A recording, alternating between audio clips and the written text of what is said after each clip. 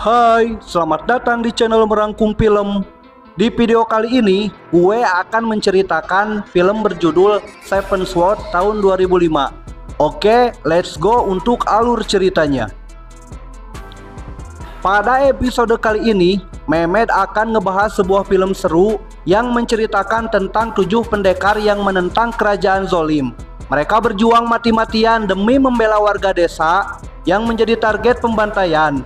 Selain pertarungan yang epik, di film ini pun juga dibintangi oleh Mamang Donnie yang merupakan aktor utama dan menjadi pendekar paling kuat. Oke, tanpa berlama-lama, langsung saja kita teriakan bersama-sama, "Skuy, brother!"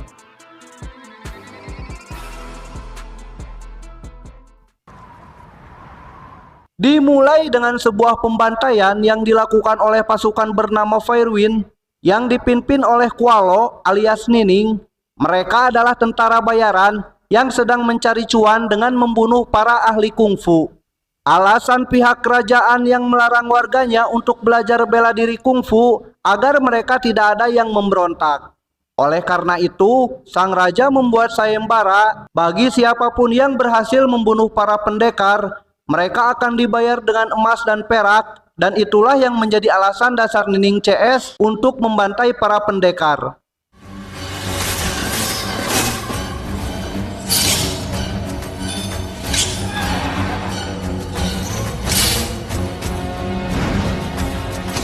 Nining dan pasukannya menandai para pendekar yang telah dihabisinya dengan plakat kayu. Karena jika tidak ditandai, mereka tidak akan dibayar oleh kerajaan. Akan tetapi tiba-tiba semua plakatnya dicuri oleh seorang pendekar yang bernama Zhu. Tanpa berpikir panjang, Nining pun menyuruh anak buahnya untuk menangkap pendekar tersebut.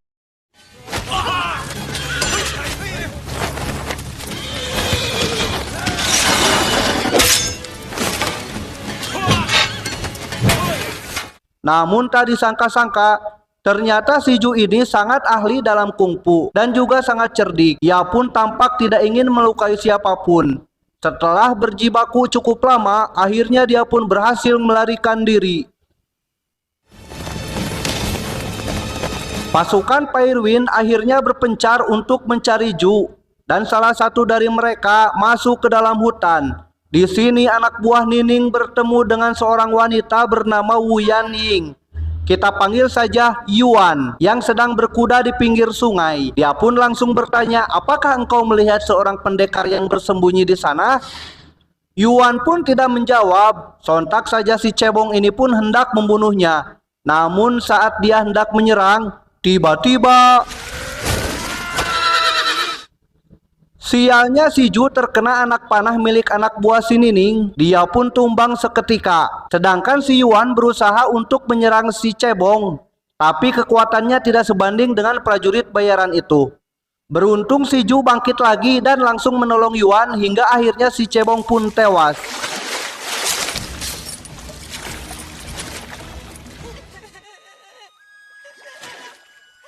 Yuan lalu membawa si Zhu ke desa Yi, di mana dia tinggal bersama warga lainnya di desa itu. Yuan pun merawat luka si Zhu sebagai balas budi karena ia telah menolongnya. Sambil dirawat, si Zhu menjelaskan kalau pasukan Firewind akan segera datang ke desa dan membantai semua orang. Namun tiba-tiba ada warga bernama Dung Luo yang mengamuk dan membanting si Zhu.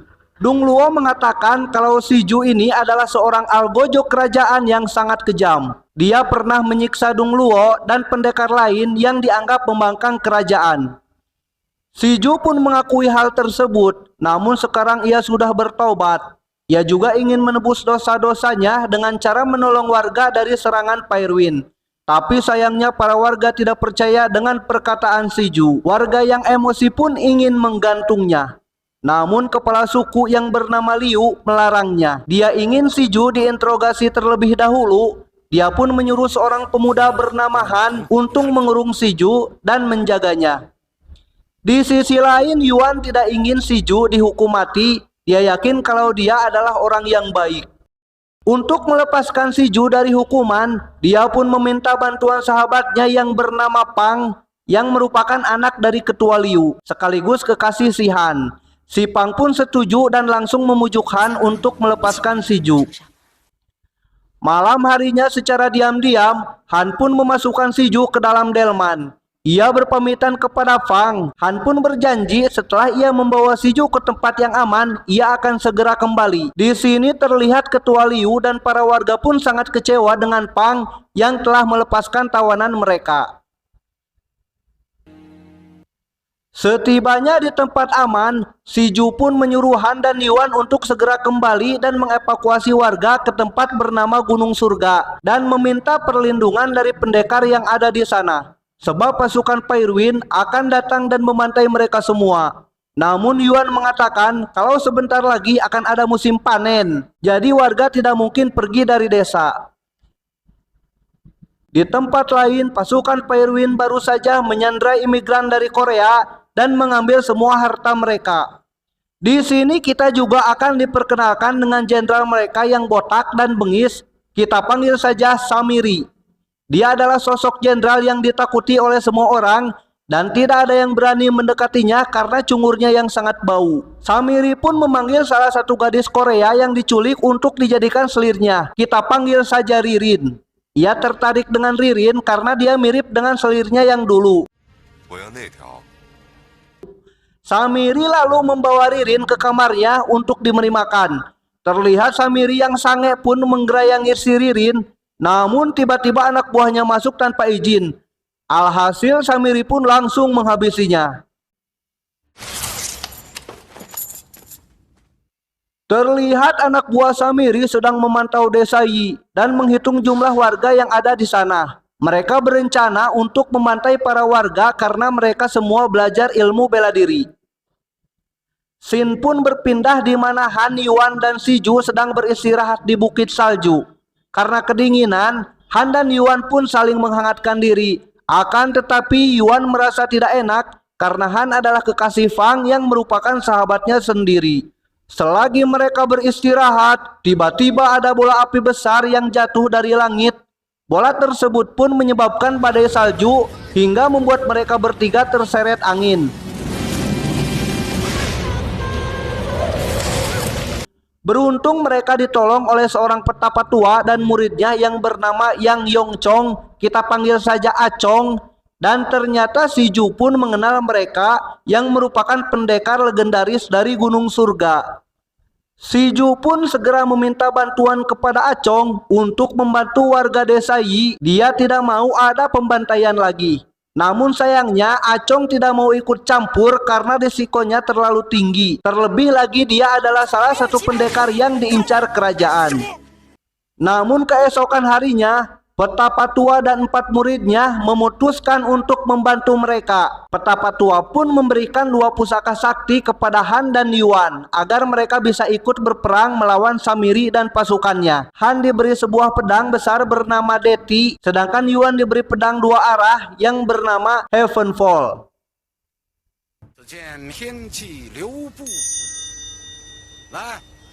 Di tempat lain, Acong memanggil salah satu murid petapa tua yang sedang bersemedi di goa. Dia bernama Anan.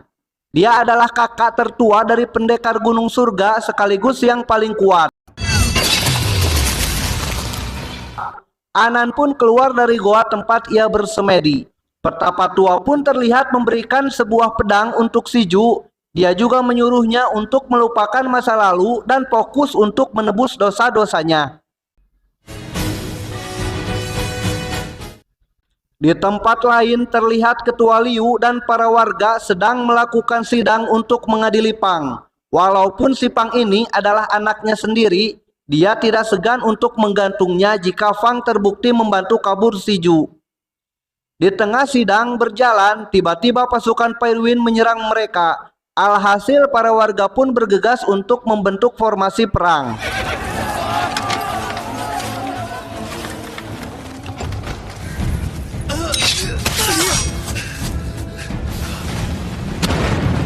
Akibat serangan tersebut, banyak warga yang mati terbunuh dan pada akhirnya Ketua Liu dan Pang juga terkepung di dalam sebuah bangunan.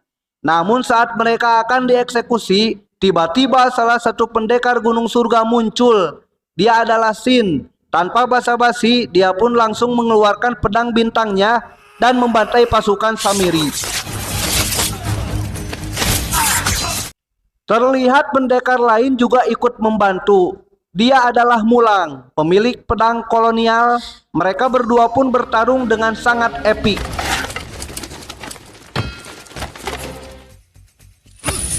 Kemudian Acong dan Anan juga turut membantu kedua juniornya. Sebagai senior, mereka memiliki pedang naga yang sangat legendaris. Tidak hanya mereka, Han, Siju, dan Yuan pun ikut bertarung. Alhasil pasukan Samiri pun dibantai habis oleh mereka. Hanya disisakan satu prajurit untuk melapor kepada Samiri bahwa pasukan pedang akan menghabisinya.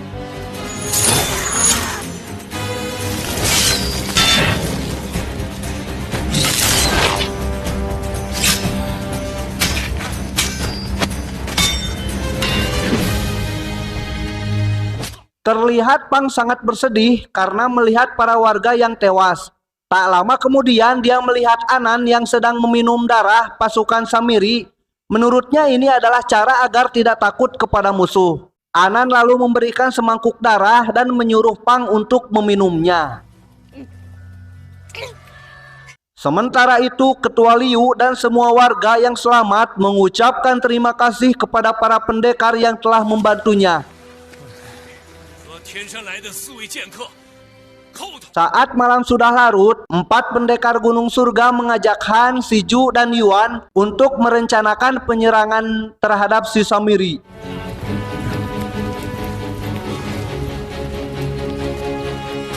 Singkat cerita, mereka bertujuh memutuskan untuk bergerak lebih cepat sebelum Samiri menyiapkan pasukan yang lebih banyak. Bersamaan dengan itu, Samiri pun mendengar kabar bahwa 300 prajuritnya telah tewas dibantai 7 pendekar. Sontak si Samiri pun sangat murka, bagaimana bisa 7 pendekar melawan prajuritnya yang sangat terlatih bisa menang.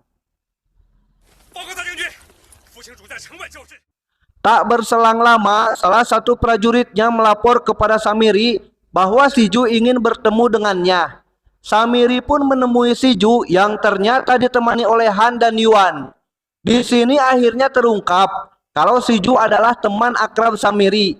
Tapi sekarang pertemanan mereka telah hancur. Di sini Siju dengan tegas memperingatkan Samiri kalau dia tidak menyerah, maka 7 pendekar akan menghabisi Samiri dan semua prajuritnya.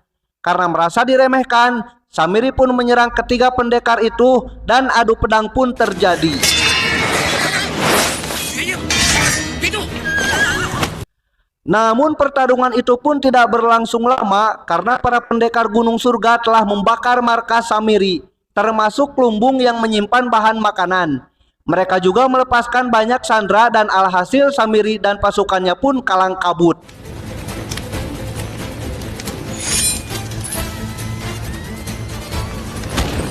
Di tempat lain, Anan berpapasan dengan Nining. Wanita brutal ini pun mengajaknya berduel sambil menunggangi kuda. Tapi dalam waktu yang sangat singkat, Anan mampu menggores perut si Nining.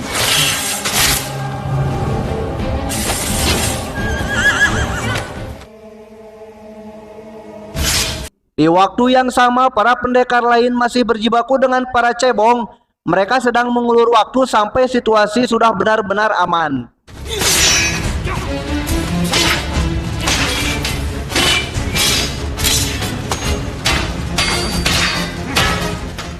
Di sini terlihat si Nining yang sudah terpojok. Dia pun akhirnya mengancam akan membunuh Ririn jika Anan terus menyerangnya. Namun tiba-tiba Anan menghunuskan pedangnya dengan cepat hingga melukai leher si Nining. Dia pun tewas saat itu juga. Mamam.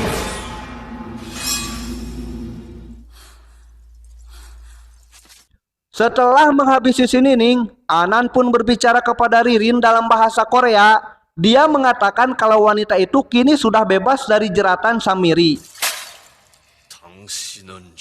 Hal itu pun membuat Samiri murka. Ditambah lagi kini jumlah kuda mereka yang masih hidup tinggal sedikit. Samiri dan para cebong tidak mungkin mampu mengejar 7 pendekar itu.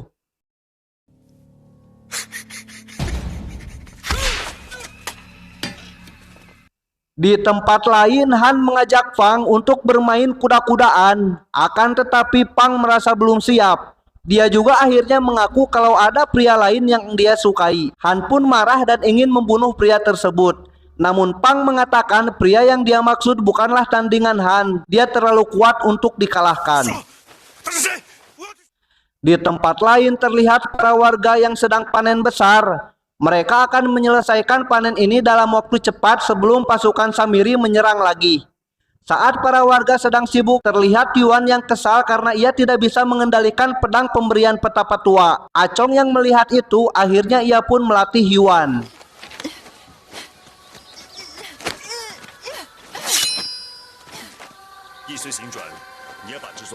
Tak lama kemudian, Anan pun kembali dengan membawa Ririn. Dia lalu membiarkan wanita itu beristirahat. Tapi sebelum itu, Anan mengatakan kalau dulunya dia juga seorang budak. Oleh karenanya, Anan ingin supaya Ririn menghapus mental budak dalam dirinya.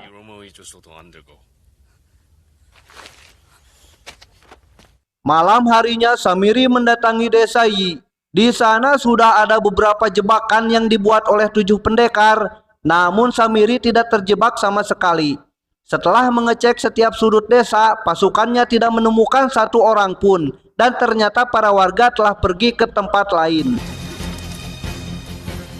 Di tengah perjalanan, Anan tiba-tiba menghentikan para warga. Dia lalu mengumpulkan 7 pendekar dan mengatakan kalau ada orang yang berkhianat. Orang tersebut telah memberi tanda di jalan agar Samiri bisa menyusul dan menyerang warga. Para pendekar ini pun mulai curiga kepada Ririn yang merupakan orang asing. Dari semua orang, hanya Panglah yang bersikap baik kepada Ririn. Dia bahkan memberinya jagung agar wanita Korea itu bisa ikut makan juga. Fang lalu melihat sapu tangan milik Anan yang sedang dipegang oleh Ririn. Dia pun bertanya apakah Ririn menyukainya. Tapi karena berbeda bahasa, obrolan keduanya pun tidak nyambung. Selagi mereka berusaha saling mengerti, tiba-tiba Pang mengalami kejang-kejang.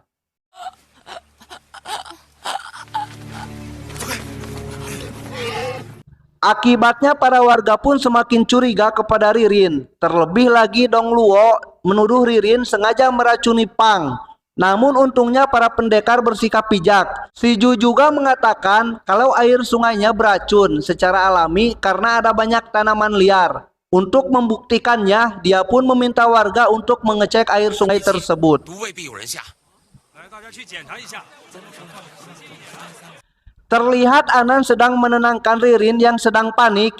Dia pun kemudian mengajaknya pergi ke sebuah bukit lalu mengatakan kalau dia akan mengantar Ririn ke kampung halamannya saat masalah ini sudah selesai.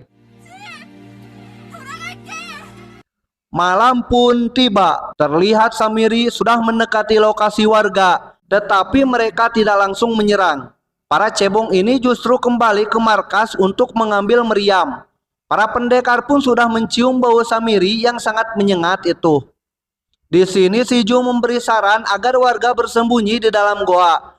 Mereka juga harus melepaskan kuda yang lambat dan hanya membawa kuda yang cepat agar tidak ada hambatan. Tugas ini pun diserahkan kepada Han yang sudah berpengalaman dalam mengurus kuda.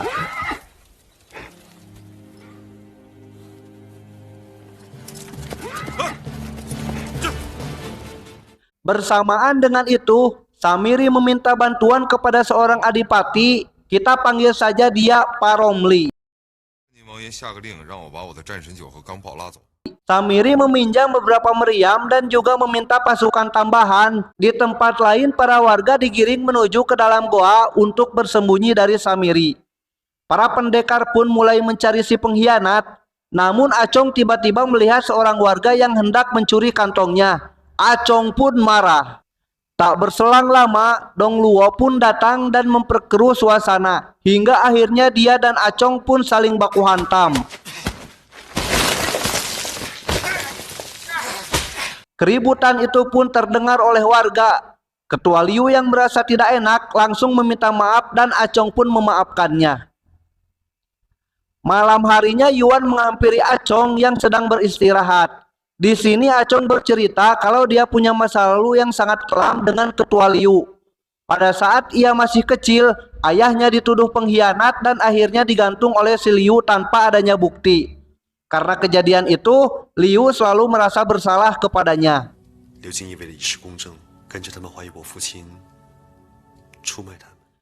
Di tempat lain terlihat Ririn yang sedang gelisah. Anan pun menenangkannya dan mengatakan kalau semua akan baik-baik saja. Mereka berdua lalu terbawa suasana dan memutuskan untuk main kuda-kudaan. Setelah mereka puas, Ririn pun memberitahu sebuah rahasia yang ada di markas Samiri. Jadi setiap Samiri mendapatkan barang jarahan, dia selalu menyimpannya di dalam sebuah brankas yang berbentuk patung raksasa. Mendengar itu, Anan pun mengajak Ririn untuk pergi ke markas Samiri, karena Samiri pasti sedang berada di luar. Anan pun berniat untuk mencuri barang-barang berharga Samiri. Setibanya di sana, Anan pun langsung menebas patung raksasa tersebut. Sialnya, ternyata Samiri berada di dekat markas, sehingga ia pun langsung menyerang Anan dan Ririn. Akibatnya Ririn terluka parah. Anan pun menyelamatkannya, namun dia akhirnya tertangkap oleh Samiri. Selain itu, pedang naga milik Anan juga diambil oleh si Samiri. Dengan luka yang parah, Ririn pun kembali ke goa untuk memberitahu yang lain bahwa Anan tertangkap oleh Samiri. Namun akibat pendarahan yang banyak atau karena kehabisan darah, Ririn pun tewas.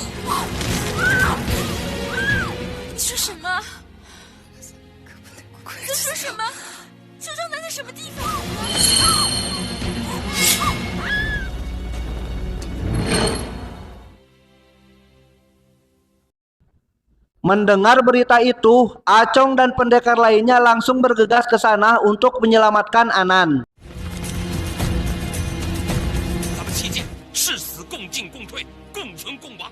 Saat para pendekar pergi, tiba-tiba pintu masuk goa terbakar. Ketua Liu pun curiga kalau ini adalah perbuatan si pengkhianat. Oleh karena itu, dia menyuruh Pang untuk mengamankan anak-anak, sedangkan dia akan mengejar pengkhianat tersebut. Kemudian Ketua Liu dan si pengkhianat pun langsung bertarung dalam kegelapan. Sungguh tak disangka, ternyata selama ini pengkhianatnya adalah Dong Luo. Dia berhasil melumpuhkan Ketua Liu, dan setelah itu ia pun langsung membantai para warga.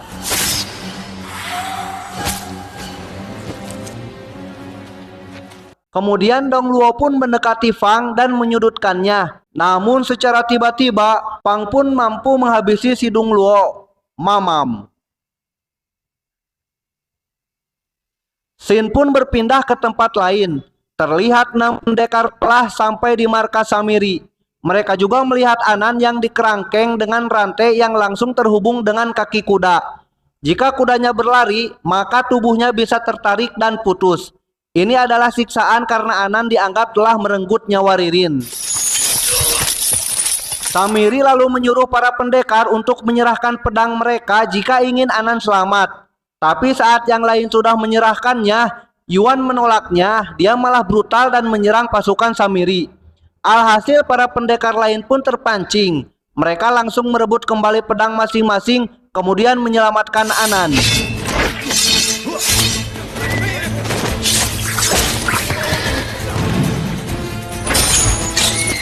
Setelah melepaskan diri, Anan pun ikut bertarung bersama pendekar lain. Walaupun mereka hanya bertujuh, mereka sama sekali tidak kesulitan saat melawan para cebong ini. Bahkan Yuan sudah terlihat semakin mahir dalam menggunakan pedangnya.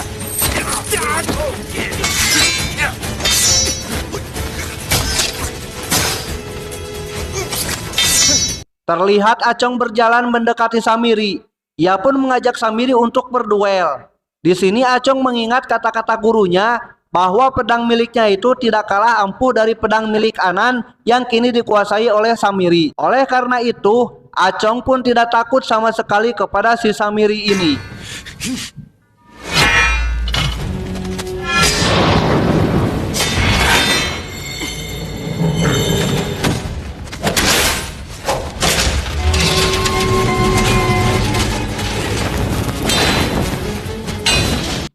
Pertarungan mereka pun berlangsung sangat epik. Tapi sayangnya, Samiri berhasil mengelabui Acong dan bersembunyi di tempat lain. Beruntung Anan datang dan langsung menghajarnya dengan tangan kosong.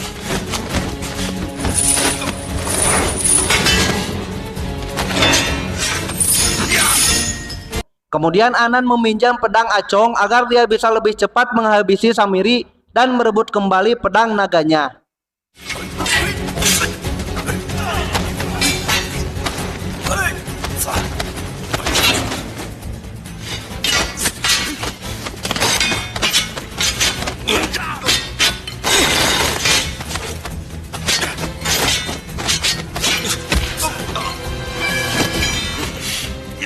Singkat cerita, Anan pun berhasil membunuh si Samiri dan mengambil kembali pedang naga miliknya. Setelah mereka membantai semua para cebong, 7 pendekar pun kembali ke goa.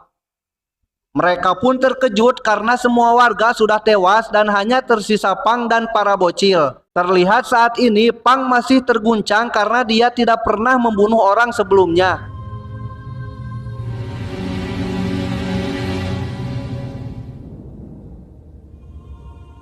Beruntung Han mampu menenangkannya. Di sisi lain, Anan memutuskan untuk melakukan kremasi jasad Ririn, kemudian menabur abunya di sebuah bukit.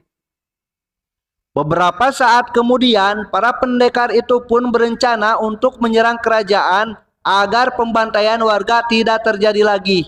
Dan film pun tamat.